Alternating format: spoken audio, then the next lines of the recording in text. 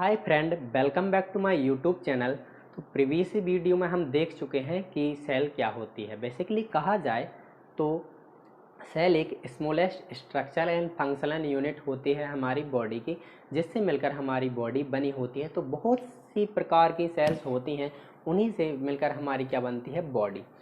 तो जो देखा जाए तो जो सेल है, सेल में विशेष प्रकार के ऑर्गन्स भी तैरते रहते हैं, मतलब प्रेजेंट होते हैं।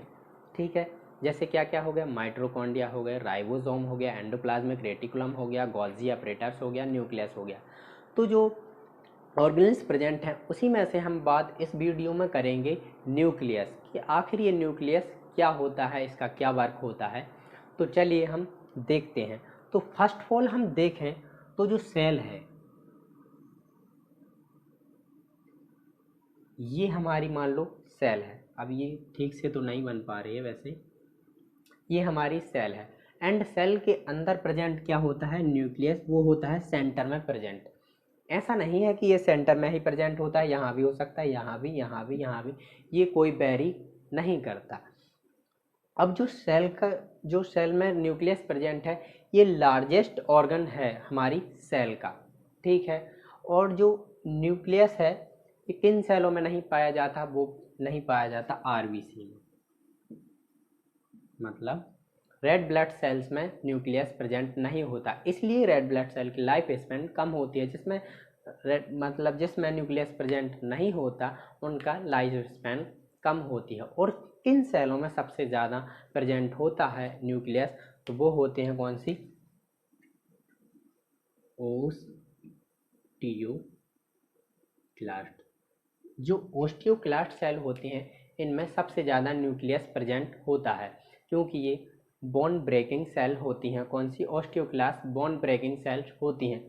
तो हम देख चुके हैं कि जो सेल है, सेल के सेंटर में न्यूक्लियस प्रेजेंट होता है, जिसमें न्यूक्लियस प्रेजेंट नहीं होता वो है आरबीसी, एंड जिसमें ज़्यादा होता है उसे कहते हैं ओस्टियोक्लास्ट। तो इसका ओवरव्यू हम देख चुके हैं। अब हम देखते हैं कि आखिर न्यूक्लियस है क्या। तो न्यूक्लियस की खोज सबसे पहले मतलब किसने पता निकाला था कि जो हमारी सेल है, सेल के अंदर न्यूक्लियस भी प्रेजेंट होता है। तो सबसे पहले पता निकाला था रॉबर्ट ब्राउन ने 1831 को। इन्होंने पता निकाला था कि जो सेल है, सेल के अंदर न्यूक्लियस भी प्रेजेंट होता है। अब देखें तो nucleus is a double membrane bound. अब देखें तो हमने देखा था कि जो सेल की जो बाहरी लेयर प्लाज्मा मेम्ब्रेन, ये भी डबल मेम्ब्रेन बाउंड है। एंडोप्लाज्मिक रेटिकुलम हम देख ही चुके हैं, उसकी भी डबल मेम्ब्रेन बाउंड है। एंड और माइटोकॉन्ड्रिया भी देख चुके हैं, वो भी डबल मेम्ब्रेन बाउंड होता है। उसी प्रकार हमारा जो न्यूक्लियस है भाई, इसकी भी डबल लेयर होती हैं। कौन कौन सी, ये है इनर लेयर। ठीक है, ये दो लेयर आप देख रहे होंगे, ये है इनर लेयर और ये होती है आउटर लेयर। चलिए अब हम देखें तो control all cellular metabolism and includes the genetic information. अब ये क्या है, तो कंट्रोल ऑल सेल्यूलर मेटाबॉलिज्म, मतलब मेटाबॉलिज्म। तो देखें तो जो न्यूक्लियस है इसका सबसे बड़ा मेन रोल है, जो सेल के अंदर मेटाबॉलिक एक्टिविटी होती है उसे परफॉर्म करना। मेटाबॉलिक एक्टिविटी किसके जरिए होती है, कंट्रोल कौन करता है, ये न्यूक्लियस।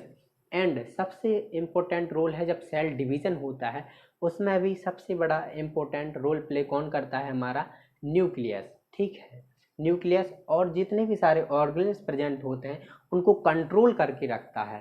ठीक है, ये सब मतलब जितने भी सारे ऑर्गन्स उनका राजा होता है कौन, न्यूक्लियस।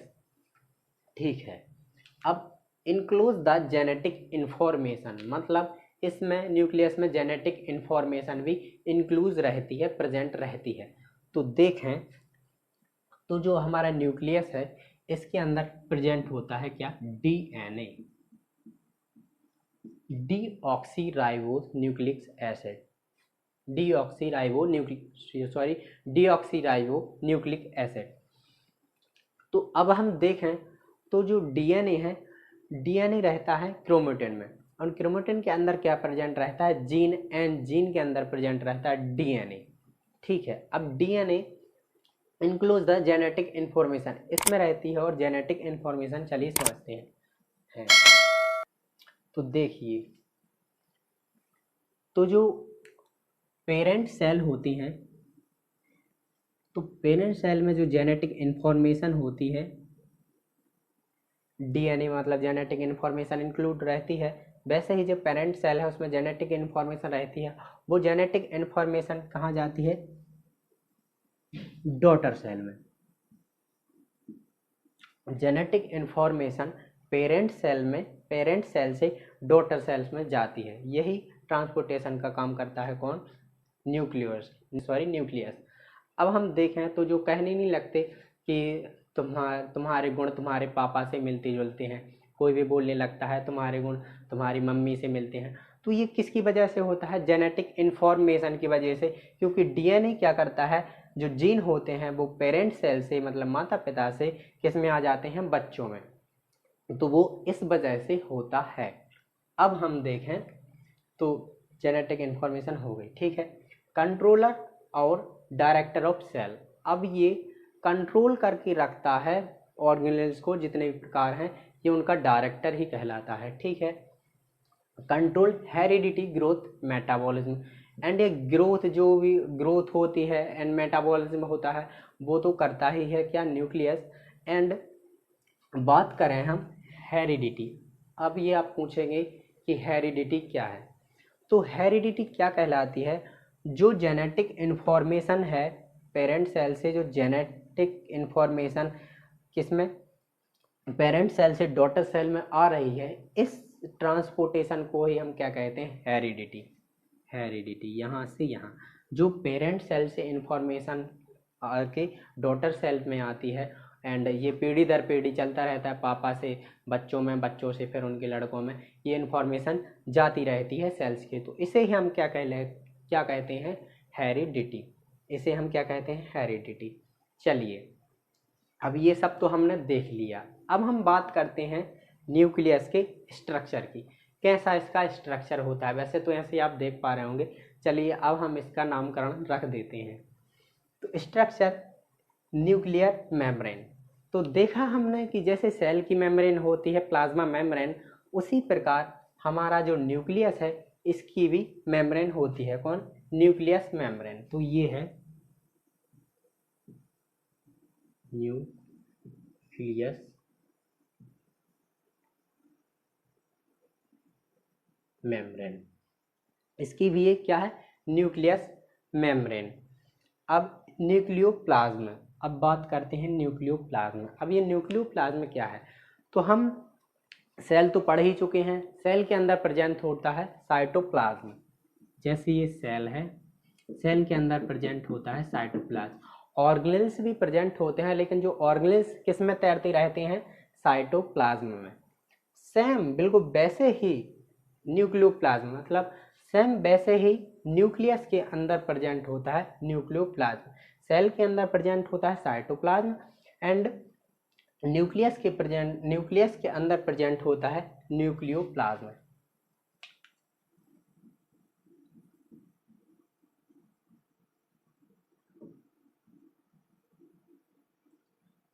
न्यूक्लियोप्लाज्म इसके अंदर प्रेजेंट होता है न्यूक्लियोप्लाज्म। एंड अब हम देखें क्रोमोटिन। तो क्रोमोटिन क्या है? जो आप ये थर्ड लाइक स्ट्रक्चर देख पा रहे होंगे, ये ऐसा ऐसा समझ में नहीं आ रहा होगा कि ये क्या बना है, तो यही है क्या? क्रोमोटिन। अब क्रोमोटिन क्या है? तो क्रोमोटिन में प्रेजेंट होते हैं क्या? जीन, ठीक है। इसमें प्रेजेंट होते हैं जीन, और जीन में प्रेजेंट होता है डीएनए। और डीएनए क्या है? डीएनए एक जेनेटिक इंफॉर्मेशन मतलब ट्रांसपोर्टेशन का काम करता है, ठीक है। ये भी देख लिया। अब न्यूक्लियोलस, अब ये न्यूक्लियोलस क्या है? तो देखिए, जैसे कि सेल के अंदर न्यूक्लियस प्रेजेंट होता है, वैसे ही हमारा न्यूक्लियस के अंदर भी न्यूक्लियोलस प्रेजेंट होता है भैया। इसका भी एक न्यूक्लियोलस है। तो ये न्यूक्लियोलस का क्या काम है? बेसिकली हर एक ऑर्गेनेल्स का पर्टिकुलर वर्क होता है, तो इसका भी कोई वर्क होगा। तो इसका वर्क क्या है? तो जो राइबोसोम है, वो राइबोसोम की फैक्ट्री है ये हमारा न्यूक्लियोलस। क्या? क्या है, न्यूक्लियोलस, सॉरी न्यूक्लियोलस, ये राइबोसोम की फैक्ट्री है, यही से राइबोसोम्स निकलते हैं।